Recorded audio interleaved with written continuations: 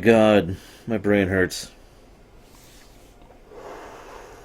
Oh my god. So, yeah. Wow. Anybody who knows my show knows that the requirements for being a lamentation are really severe. You gotta be really, really, really, really bad to qualify as a lamentation. This episode, I thought long and hard as to whether or not it qualifies as a lamentation. I decided it didn't. Because ultimately, most of its stupidity is, I guess the word I want to use here is understandable. I'm lost for words. I have like 4 notes on my page here. I have so little to talk about here.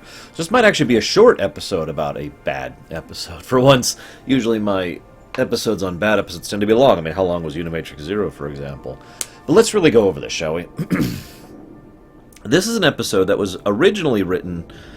Well, okay, I tried to do a little more digging on this, and I didn't find a lot of information, unfortunately. Nothing in any of the magazines I had, nothing on the internet, so I was kind of lost for the origin of this. Because what I was under the impression of, and I don't have 100% truth on this, is that this is one of the stories that was bought in. In other words, what happens semi-frequently is people will pitch ideas of a story to a studio, and the studio will buy them and basically put them in a big old bin, and occasionally they'll pull one out and turn it into an actual script, right? So I thought this was one of those bins stories, is what I call them. I don't know what they actually call them. And then it was scripted up by Kenneth Biller, and then it got the rewrite from Mark Smith, and then it got the rewrite from Brennan Braga. Now, those last 3 steps we know happened. Kenneth Biller made the script, Mark Smith rewrote the script, Brennan Braga tried to fix the script. I did find a very, very vague reference to Braga about this script, mentioning how it was one of the most aggravating things he had to do at the time, but it was just in passing. So I don't know where the actual original core idea came from. I will say I can feel a little bit of Braga's fingerprints on the script, and I mean that in a good way, actually, but I'll get to that later. But that's important to understand, that whole path of progression we just went through. So you understand that this script was a mess that was then messied and that was then tried to messify even further. Given the nature of television production, when you are handed a script that's already been written twice, at least, then you don't have a lot of time to rewrite it into something good. And even the best writer, especially under the gun, when handed a story about fluffy bunnies eating all the chocolate, or something equally ridiculous, is going to have a hard time turning that into a workable script. So I want to give Braga at least a tiny bit of credit, but I don't know where the blame lies for this incredibly stupid story. Now I know what you're going to say. Why isn't this a lamentation? A few things save it from that. First of all, the presentation of it is actually not that bad. There's some, as I've said so many times, as I just said last week, there's some good chemistry on display from the actors. And Tim Russ himself does a very good job of basically holding the entire episode up by himself. But then, well, I mean, and the directing is pretty good too. It was done by a gentleman, I looked up his name, I don't even remember how to pronounce it, forgive me. He's a longtime Trek director. This was actually his last directing job on Trek. He's a good guy, he's done some good stuff. So he's, the directing job was actually fairly well done overall. But I gotta be 100% honest with you guys. This one was painful. Like, just sitting through this actually caused me discomfort. That's not a joke. This wasn't like Threshold, which made me just livid at how base-palmingly stupid it was as I was going through it. This isn't like other episodes, which are kind of have that awkward value I've talked about before. Just watching through this episode was just like someone was just occasionally stabbing me. And there was no, like, tempo to it. It's not like I knew when the next stab would come. It's just all of a sudden, ugh! And then I'm just sitting here tense, waiting for the next stab, knowing it's coming at some point, getting tenser, and then I just start to relax. Stab! That's what the mental equivalent of watching this episode was like for me. This might be in the bottom 10 for Voyager for me, right up there with Alliances and Q and the Grey. let's talk about one of the good things of this episode, arguably the only good thing about this episode, other than the directing, the acting, and that's the Tuvok mystery. Now, the Tuvok mystery is basically solved by the end of the first act, but it's a nice concept. Tuvok is solving a mystery of a crime he committed that he is not aware of. And there's actually a lot of potential in that. That's the good thing I mentioned earlier. And that's the thing that has Braga's fingerprints on it. The idea of Tuvok trying to resolve something logically without realizing he is the one who is the culprit. In other words, logically, at least initially, he would automatically discount himself. But as more and more evidence mounted, it would become more and more clear that a Vulcan with high access security did this, which would lead him to suspect himself. And, to quote Spock, once you have removed the impossible, whatever remains, however improbable, must be the truth. And there's some threads of a good idea in that, and I like that. I also say that's probably the part that Brennan Braga contributed, because it's the shortest. It actually has almost nothing to do with the episode overall. Which brings me to my first big complaint about the episode. What's the point? I'm not even going to talk about his plan. I have a paragraph written about his plan. We'll get to that. What's the point of this episode? Now, let me back up and just explain what I mean by that. Not every episode has to be some big, wonderful, artistic exploration of exactly, the human condition or anything like that. That's not necessary, right? Not every episode has to involve some great character moment or some big setting dynamic. But I've always held the opinion that every piece of work, written, performed, television, movie, game, doesn't matter, has to perform some purpose. And I usually define that into three relative categories. Now, gameplay is a category that doesn't apply to television at all, so we can just eject that. So we've got two remaining categories. Enjoyment, which is a broad category on purpose and can involve fun factor, like we had in a couple of previous Voyager episodes, or enjoyable presentation of a bad idea. The Cloud is a good example of that. Or, maybe it's got some really engaging effects, or it's got some great humor, or something like that. Fun, And then intellectual engagement. Makes you think. It has good character. It has good setting. It has an engaging plot. Keeps you guessing towards the end. It has a satisfying twist. These two things, in my opinion, should be applied in some way or another to every episode ever made. It has to perform some function as a work of fiction, as a work of art, and as a medium of entertainment. All three of these things apply. It's my opinion, of course. I want to make that clear. So, what does this episode do? What's the thread of the week?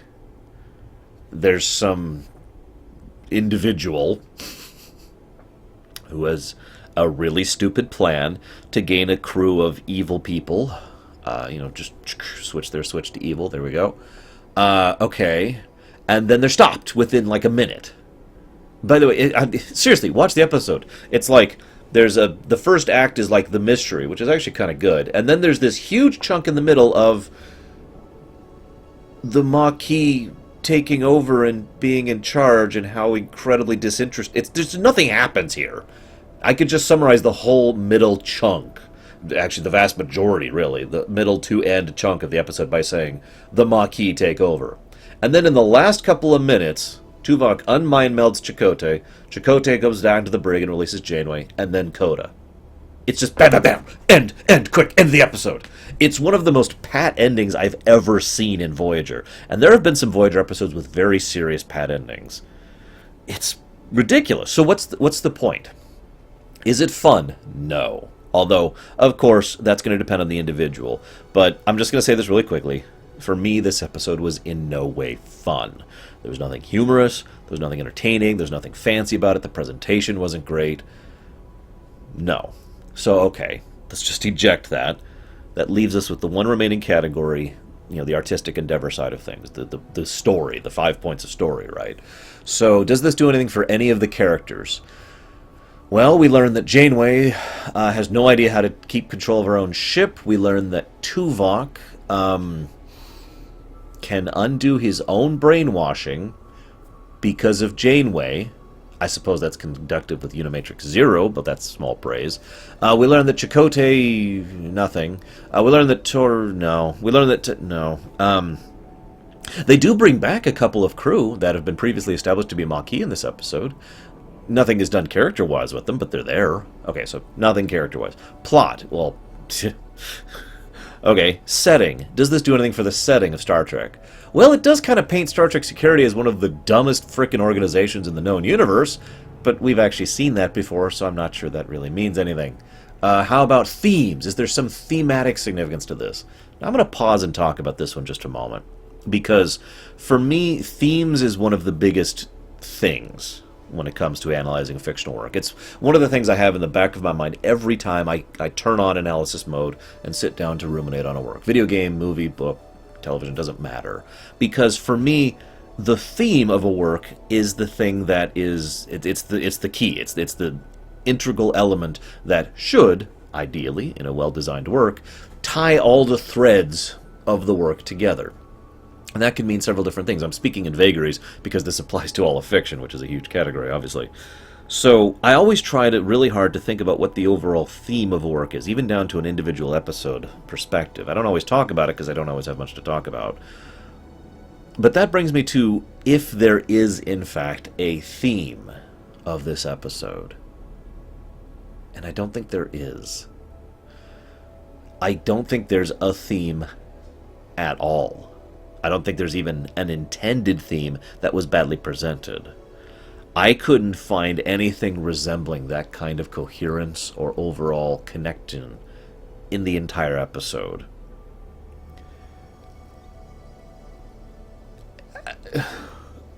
I got nothing. I got nothing. Now, I do have a couple of the points really quick here. First of all, I mentioned the Tuvok solving his own mystery thing. I really hate to point this out, but in the episode they mentioned that he's got injuries here and injuries here. Now, if you know anything about Star Trek going back to the original freaking series, you know that this and this are a thing in Star Trek pretty much exclusive to Vulcans. Also, I really hate to quote Sci-Fi Debris on this, because he actually just this week did an episode on this. I hate the timing of it, but whatever. But he pointed out something that is something that I consider and now have more evidence for. So what I was going to say was, I was going to say anybody with a brain at all who knows what Vulcans are and how they function in the modern era, you know, post-Enterprise, in other words, where the mind meld and the neck pinch are all fairly well known, it would understand what that means. You know, at the very least, it should have been an immediate, oh, hey, a Vulcan did this. Not necessarily Tuvok, just a Vulcan. It's really apparent. And yet the Doctor doesn't point it out, and nobody else points it out. Even though the episode goes out of its way to give that evidence, none of the characters notice the evidence. Now, the thing Sci-Fi Debris pointed out was cathexis. That was the episode where Tuvok was possessed from the beginning, and Chakotay was the spirit. You remember that one? It was a while ago. I think it was season 1 or 2. It was quite a ways ago. In that episode, a complete novice, medically speaking, this would be Tom Paris, managed to, with ease, notice the fact that these kind of things are very indicative of Vulcan mind meld and neck pinch. He could tell that just like that. Because, I mean, it's really obvious when you think about it. So, why does no one even bring it up in this episode? And then you really start to think about it. You really start to sit back and analyze this. Let me go over my paragraph here. The first word of this the first sentence of this paragraph is, "Good God, this episode is dumb." Here's the plot. You ready for this? So we've got an insane Maquis. I really should say ex-Maquis. The Maquis don't actually exist anymore. No, I'm serious. Think about it. The Maquis as an organization were devoted towards the anti-Cardassian function of the demilitarized zone. The demilitarized zone doesn't exist anymore. The Maquis, for the most part, were wiped out with very few survivors. The Cardassians aren't even a major power anymore. One would argue they're not even a minor power anymore. There's no treaty between the two. There's no forced relocation. The Bajoran occupation is gone and has been for years. What are the Maquis at this point? So, an ex-Maquis, who is insane, we'll go ahead and give them that. That's the one credence. I'll get to the insane thing in a minute. Has somehow, some way, managed to have such intricate knowledge of Voyager and the Maquis crew, and have already programmed Tuvok with evil switch, I'm going to call it that for reasons I'll go into in a moment, that he manages to infiltrate Pathfinder HQ. Send this message. By the way, Pathfinder HQ is on Earth. I just want to get that out there. Send this message through the Pathfinder system, which by itself is a fairly controlled, tightly... It's a closed-circuit system, which only certain people are even aware of, and they've got this whole program, this whole series of events, of people, of individuals, of jobs, working constantly to make sure that this information from across the Federation can be sent to Voyager and then received, because of the whole Pathfinder project. But he somehow manages to get in there, alter one of the messages that he knows is going to Tuvok, so that it turns on the evil switch, so that Tuvok himself can run around and mind control everyone else, because all of a sudden, apparently, Vulcans can use mind melds to mind control people, which has literally never been a thing before, or since, actually. And then, I'm not counting the animated series. Maybe that was in the animated series. I'm not really familiar with that. So, somehow manages to program the evil switch into everyone else. Then, is going to try and conquer, effectively, all of the Maquis on board Voyager, and use them to stage a mutiny to take over Voyager, so that Mr. Insane Maquis guy, whose name I don't even remember because it's not relevant and I don't even give a damn, somehow manages to have this new Maquis army to carry forward the Maquis flag. I want to remind you again, the Maquis do not exist, even conceptually, at this point in time. To carry forward the Maquis flag in the Delta Quadrant, stranded and not capable of doing anything to or for anyone back home or with anything to do with the Maquis, but it's okay, they'll keep forward the Maquis name. And and there's talk about how they're going to do, they're going to fight the good fight for the Maquis, which I want to remind you is fighting an enemy that is so utterly destroyed at this point in time that they will need literally decades of work in order to make their homeworld livable. There are regular efforts being done on behalf of the Federation, and probably no one else, in order to make Cardassia Prime functional, because of how badly the war in general, and the Dominion in particular, completely messed it up because of the Scorched Earth policy at the end of DS9. That's the plot of this episode. I mean, I could just dissect that. I'm not going to, but I mean, let's just go down this word by word. Okay, so first of all, let me just address the first thing. I have heard one person in my life try to defend this episode. Now, I want to stress this. This person did not like this episode. He hated this episode, actually. But he was trying to defend it, but he was like, well, the guy's insane. He doesn't think right. He's not right in the head. That's a defense? It is? We certainly accept, oh, well, they're insane, as a excuse, villainously speaking, in a lot of fictional works. So I guess if we're going to accept that in other fictional works, we should at least consider it in this one. But the thing is, you have to excuse his brilliance, his mind control abilities, his plan, and the various levels of his plan that are broken. For example, he wants to reform an organization that can't exist anymore to fight an enemy that's not there in the Delta Quadrant. This is his plan, to summarize the bullet points here. All of this, and his mind control evil switch thing, I'll talk about that in a moment, I swear. And all of that, that's all because he's insane. That's the defense. No. Just no. No. Bad. Bad. Let me talk about the next thing. So, the infiltrating Pathfinder HQ thing. The problem with this, the problem with trying to defend the Federation and Pathfinder, is the fact that very soon from now, the freaking Ferengi are going to actually infiltrate Pathfinder to send something back to Voyager. So I can't really defend it and say that this one guy shouldn't be able to do it, because it happens again after this, and for a much stupider reason. Yes, really, it's actually a stupider plot than the one that the villain plot is stupider than the villain plot in this one. Although that's a matter of opinion, of course. Then, of course, we have the evil switch thing. I want to just go off on that for a moment. Now, let's go ahead and say this. Mind control is one of those things that's actually hard to write well, in my opinion, alongside doppelganger, which is also a hard thing to write well. Now, if you don't understand what I mean by that, intelligent, careful, thoughtful writing usually gives away some kind of sign that it's not the original person or that they're being controlled. That's because that's logical. Think about it for a moment. If you're a shapeshifter and you take the form of someone else, from a writer's perspective, you have a couple of options. First option, they don't know the person, so they don't really know exactly how to act like the person.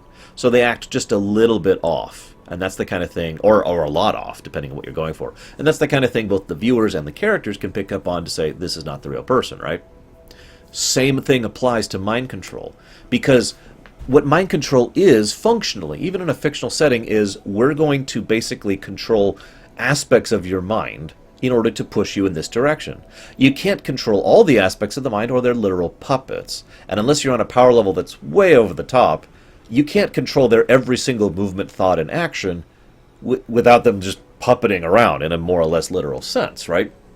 So what you're doing is you're adjusting certain parts of their brain, which are then going to interact improperly with the rest of their brain, the way they normally are. So there'll be differences, okay? Noticeable changes in their behavior.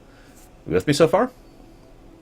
The next possibility that you can do here from a writer perspective is you can have it so that maybe there's some kind of overriding directive. In other words, it's not actually mind control in the strictest sense of the word. It's more like you are forced to do this. How and when and where you get along to doing that thing, that's up to you. But you are forced to do this. If I could point to a good example of this, in my opinion, is the Thrawn trilogy over in Star Wars. Pseudo-spoilers for a very old series. Mara Jade had to kill Luke Skywalker. That was a directive built into her. And yet by the end of the third book, she didn't want to. She and Luke actually got along fairly well. But she still had to accomplish that directive. It still affected her. It was still something that was there, and she got around it by killing the clone, which ended the directive freeing her mind. Right? You with me? So that's another kind of mind control you can do fictionally speaking. Writing speaking. I don't have grammar good, I swear. Then there's the type of mind control you can do if you don't want to give a damn. And I call it the evil switch, because that's what it frickin' is. You just flip a switch and they're evil. The problem is Star Trek has done this before. You remember the episode The Game over on TNG? That was the exact same type of mind control. And if I could be as blunt as I possibly can, that is lazy goddamn writing. Because it requires no thought at all on behalf of the writer. You just suddenly have, well, yeah, I'm totally normal Chakotay, and in no way, shape, or form am I acting in any way different, other than the fact that I'm suddenly on the bad guy side. The Game was actually worse about that, if I'm being 100% honest. All of a sudden, Riker comes back, and he's programmed for evil. His evil switch has been turned on, but he's still acting like Riker, still doing his duties and functionally. No one can tell the difference at all, including a freaking telepath. No, it's just evil switch, completely undetectable. No need to talk about it whatsoever. Now, the reason I call that lazy is two reasons. One, I already told you. You know, it requires no effort on the writer. Yeah, he's a bad guy now. The end. You know, there's no thought, there's no effort, there's no, okay, how do I make this work? How do I try and write it so that they're acting a little bit different? There's no work involved. It's just they're evil. You can just write it off. The second reason I call it lazy writing is because it shouldn't work that way when you think about it. If you are just suddenly going to reprogram a person's mind, whatever your setting is, whether they've got a brain or a soul or whatever it is that functions for your setting, you got to sit and think about how that thing works, that brain or that mind or that soul or whatever it is that's in your setting. You got to sit and figure out how it works mechanically under the hood. I've talked about this many times. You have to figure out under the hood to figure out how you can change and alter and adapt it. How would this stimuli, how would this change, how would this alteration affect it? You determine that by determining how it works, how the mind works. You with me? The evil switch bypasses all of that because it doesn't work logically. You don't just suddenly have, oh yes, I am a completely normal, ordinary person, except for the fact that I happen to be a villain. I'm going to act the same, talk the same, function the same. In every way, I am the exact same person, except for the fact that I have just spontaneously switched sides. That's why I call it the evil switch. Because it's literally just, oh, there we go. I'm a bad guy now. Oops. It's ridiculous. It's stupid. It's lazy.